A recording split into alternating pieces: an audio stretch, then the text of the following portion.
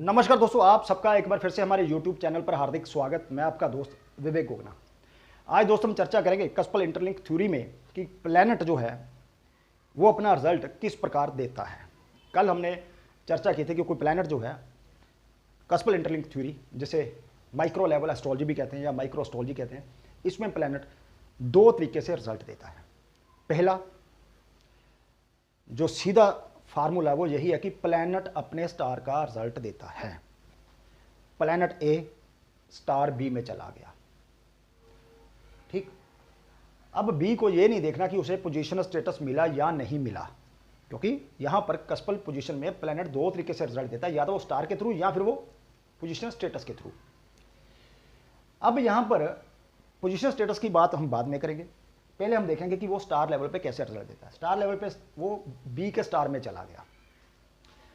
अब बी को हमने ये देखना है कि वो जो चार्ट बनेगा उस चार्ट में वो किस भाव में उसकी प्लेसमेंट है। जिस भाव में उसकी प्लेसमेंट है उसको आप नोट कर लीजिए। मान लीजिए कि जहाँ पर 10th भाव में उसकी प्लेसमेंट है, तो उसके बाद जो कस्पल पोजीशन होती है 12 भावों की, वो जहाँ पर किसी भाव का साइन होगा, स्टार होगा, सब होगा, सब होगा, उसे नोट कर लीजिए। मान लीजिए वो सेकंड में 7 में उसके साइन है, वो 5 में किसी भाव का स्टार लोड बन गया या सब लोड बन गया, तो इसका मतलब होगा जो ए प्लैनेट है उसकी इन्वॉल्वमेंट इन कस्प के साथ हो चुकी है।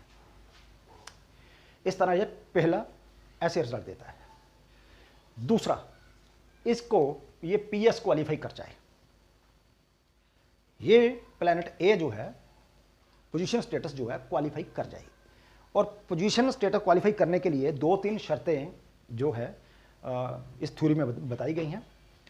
और इस थ्योरी में या इस थ्योरी को भी पोजीशन स्टेटस कैसे लेता है, यूट्यूब के ऊपर जो काफ़ी लोग इसी पर काम करते हैं उन्होंने 3-4 वीडियो डाल रखी हैं।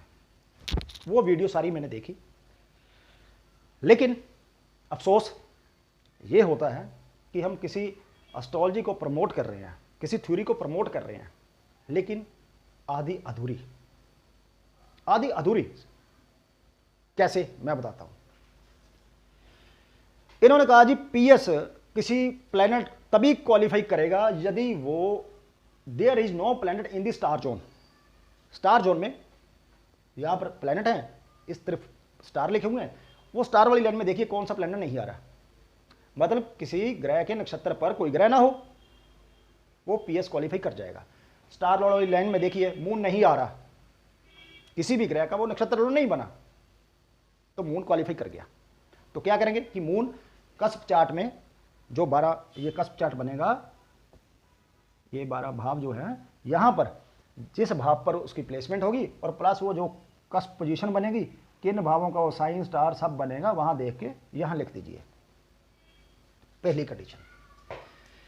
दूसरी कंडीशन ये कहते हैं planet is in on star, planet अपने ही नक्षत्र पर हो।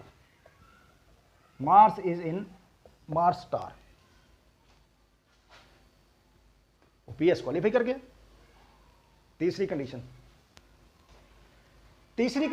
है कि there is mutual exchange of nakshatra lord. दो प्लैनेट अपने नक्षत्र जो है एक्सचेंज कर लें। यहां देख लीजिए, Mars is in Mercury star और Mercury is in Mars star. चलो पीएस कंफर्म हो गया जी दोनों का, दोनों ने अपने नक्षत्र जो है एक्सचेंज कर लिया। अब इन्होंने चौथी कंडीशन बताई एक, वो क्या है, इनका कहना है कि कोई प्लैनेट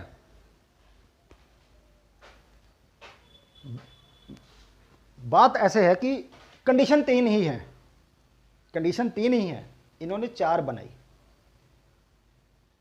कंडीशन 3 है, लेकिन इन्होंने कहा कि नहीं 4 कंडीशन है जी, उस हिसाब से प्लैनेट पीएस होता है। कैसे, ये पहली, ये दूसरी, जो ये दूसरी बनाई है ना, इसको सेक्शन ए दे दीजिए।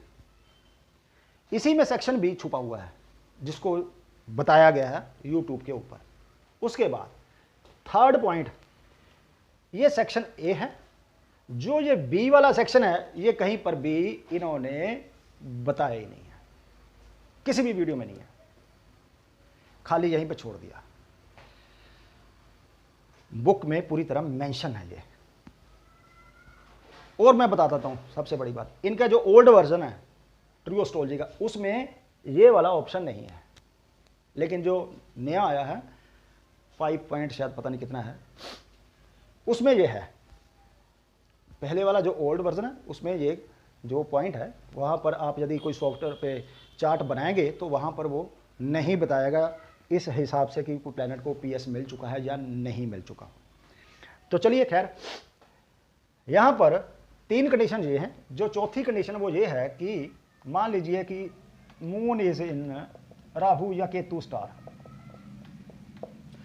अब राहु केतु कस्पलेंटर थ्योरी जो है वहां पर बताया गया कि राहु केतु जिस साइन में होंगे और जिस स्टार में होंगे उसको वो रिप्रेजेंट करते हैं।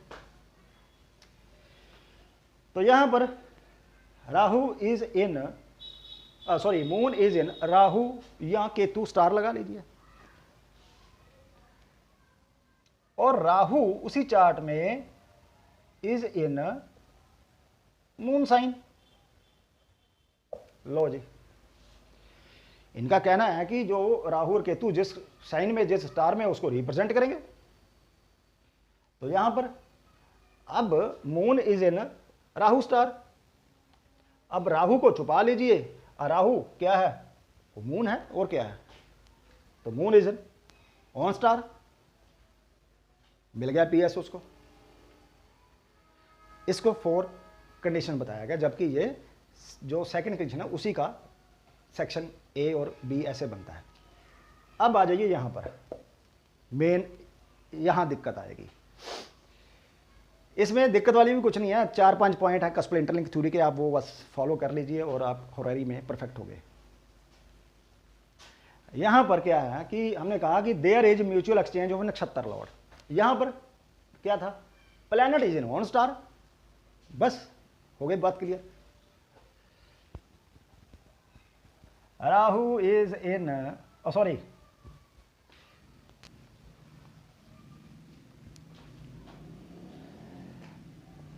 मरकरी इज इन, मान लीजिए राहु स्टार।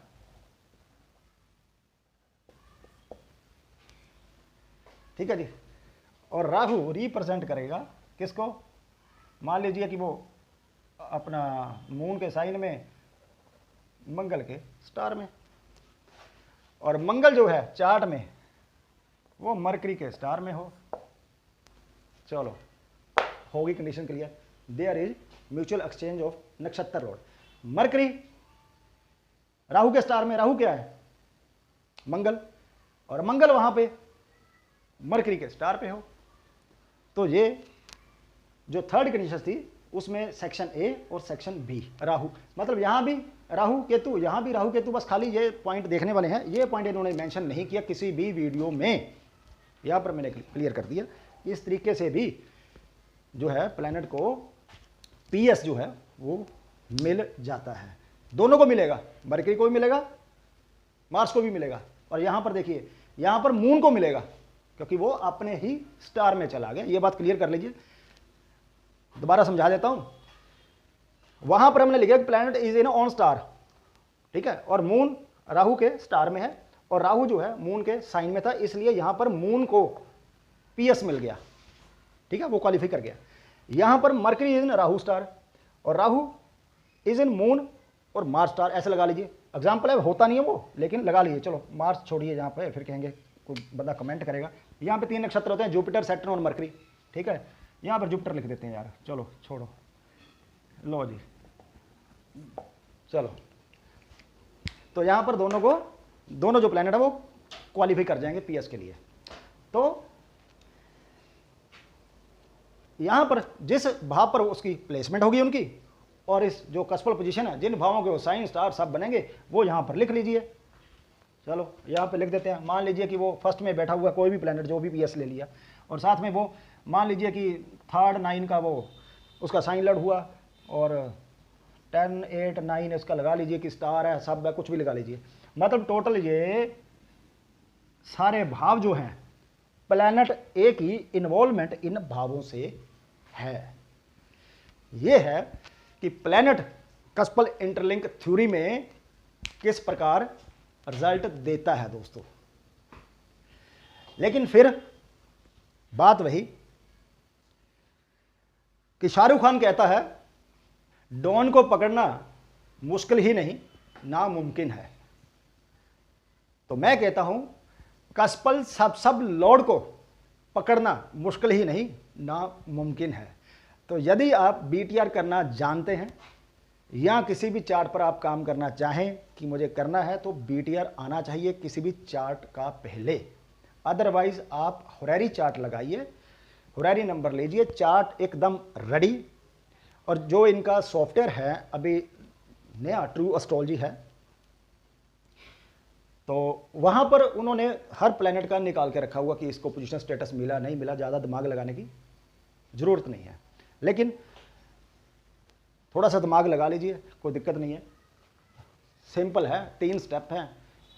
पहले में पहला, दूसरे जो है पॉइंट है उसमें 2 स्टेप हैं, तीसरे में फिर 2 स्टेप हैं। बस ये चीज़ है, पता चल जाएगा पोजीशन स्टेटस मिली या नहीं मिली। तो कहने का मतलब, कुछ लोगों ने मैसेज किया था कि ब्लैक बोर्ड पे आ जाइए, किसी ने व्हाट्सअप किया था, तो आज काफ़ी दिनों बाद दोबारा से ब्लैक बोर्ड पर आप लोगों के लिए हाज़िर हुआ हूँ कस्पल इंटरलिंक थ्योरी के ऊपर चर्चा करने के लिए। लेकिन यदि ये चर्चा अच्छी लगी तो प्लीज़ कमेंट बॉक्स खुला है, कमेंट जरूर दीजिएगा। अदरवाइज हम इसको नहीं आगे बात करेंगे, यदि आप कमेंट नहीं देंगे तो फिर तो जो चलता है चलेगा। तो यदि अच्छा लगा तो कमेंट कीजिए, लाइक कीजिए और इस वीडियो का लिंक ज़्यादा से ज़्यादा अपने दोस्त मित्रों के साथ शेयर कीजिए ताकि वो भी इस चर्चा से लाभ उठा सके। तो चलिए 1-2 दिन में या कल फिर दोबारा चर्चा करेंगे कुछ ना कुछ माइक्रो एस्ट्रोलॉजी के ऊपर। दोबारा कहता हूं कि एस्ट्रोलॉजी में यदि आप इस पे जो माइक्रो एस्ट्रोलॉजी है इसमें हुरैरी चार्ट लगाएं तो रिजल्ट 110% आपको मिलेंगे। इस थ्योरी से आप बीटीआर करेंगे तो बीटीआर बड़ा जबरदस्त होगा। अदरवाइज क्या कहते हैं लोग, खाली जो सब लोड है उसको देखिए, उसके साथ कनेक्शन नो। असेंडेंट के सब लोड का कनेक्शन मून के स्टार लोड से होना ही चाहिए। फर्स्ट हाउस के ज्वाइंट रूलर जो हैं उनका कनेक्शन फर्स्ट 7 और 10 से होना ही चाहिए।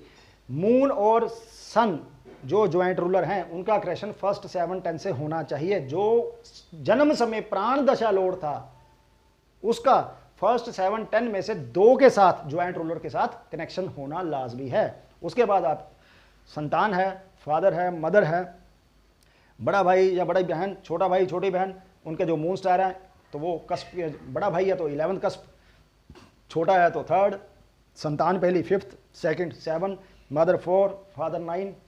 तो जो कस्प आते हैं और जो उनका मून स्टार है उनका आपस में कनेक्शन होना है। उसके बाद जो भी इवेंट लाइफ के आप टैली करना चाहें तो टैली कीजिए।